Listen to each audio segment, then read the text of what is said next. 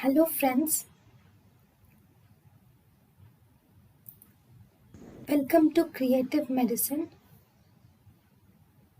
In this lecture, we will learn about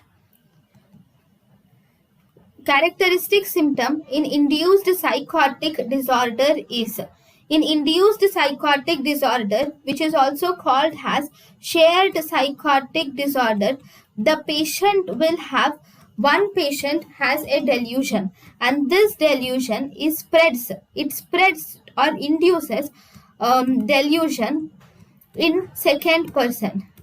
Okay, the person with delusion, that is the first person with delusion, is called as primary case, whereas the second person with delusion is called the secondary case.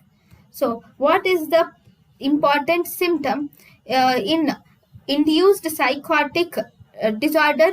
In induced psychotic disorder, the attempt accepting delusions from other person, that is spread of delusion from one person to other person, is a characteristic symptom of induced psychotic disorder. Thank you, and thank you for watching.